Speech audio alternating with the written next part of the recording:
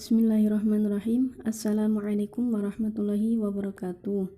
Di sini kami dari kelompok 3 akan mempresentasikan hasil kerja kelompok kami yang beranggotakan yang pertama yaitu saya sendiri Zazana Mufida, yang kedua Rika Setiananda, yang ketiga Muhammad VK Al-Farid dengan yang bertemakan gerak rotasi, keseimbangan, dan pemberian gerak pada objek.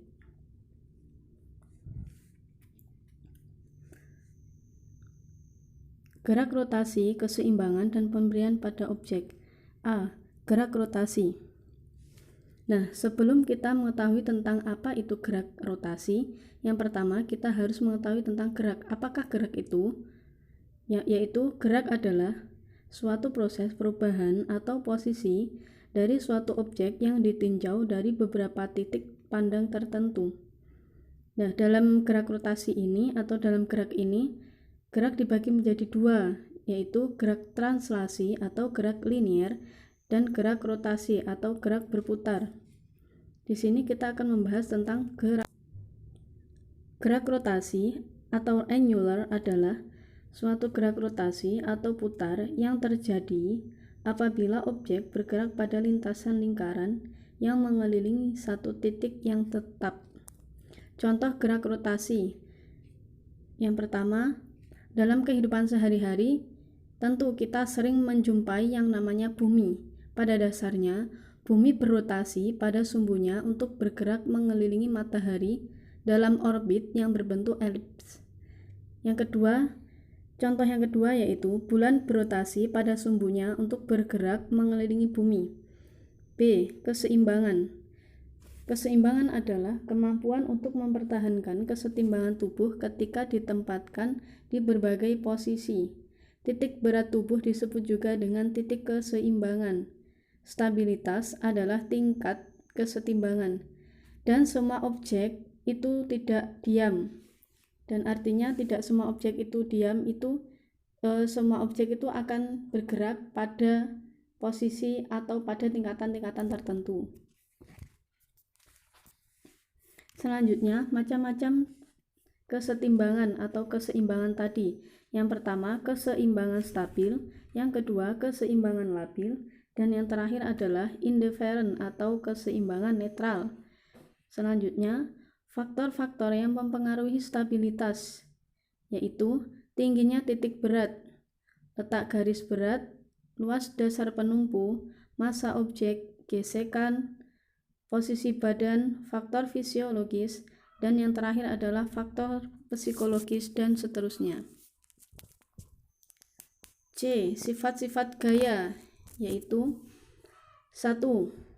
Gaya menyebabkan benda diam menjadi bergerak. Yang kedua, gaya menyebabkan benda bergerak menjadi diam. Yang ketiga, gaya menyebabkan benda berubah arah. Yang keempat, gaya menyebabkan benda bergerak lebih cepat, dan yang terakhir, gaya dapat mengubah suatu bentuk benda. Pengungkit. Pengungkit adalah alat gerak penghasil gerak rotasi melalui sumbu geraknya. Macam-macam daripada pengungkit itu ada dua. Yang pertama, pengungkit eksternal, dan yang kedua, pengungkit anatomik atau internal.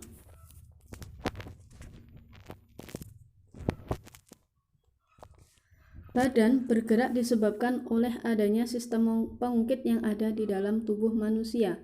Sistem pengungkit tersebut yang ada dalam tubuh manusia itu terdiri dari beberapa bagian.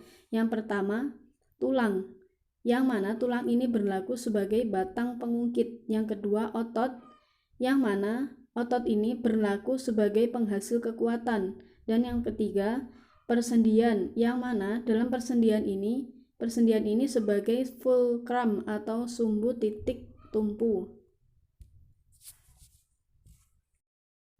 Oke, saya akan menerangkan pola-pola pergerakan sendi gerak. Yang pertama, sendi geser adalah sendi yang memungkinkan gerakan antar tulang yang satu menggeser yang lain. Contohnya sendi pada ruas tulang belakang. Yang kedua, sendi engsel adalah sendi yang memungkinkan terjadinya pergerakan satu arah saja. Biasanya sendi ini hanya bisa diluruskan atau ditekuk. Contohnya sendi pada tulang lutut dan siku. Yang ketiga, sendi gulung adalah sendi yang memungkinkan terjadinya pergerakan rotasi pada poros tapi terbatas gerakannya. Contohnya pada hubungan antara tulang hasta dan pengumpil. Yang keempat, sendi peluru adalah sendi yang bisa bergerak ke segala arah. Contohnya hubungan antara tulang lengan atas dan gelang bahu. Sekian dari kami. Wassalamualaikum warahmatullahi wabarakatuh. Sekian presentasi dari kami, semoga bermanfaat. Ihdinas syiratal mustaqim. Wassalamualaikum warahmatullahi wabarakatuh.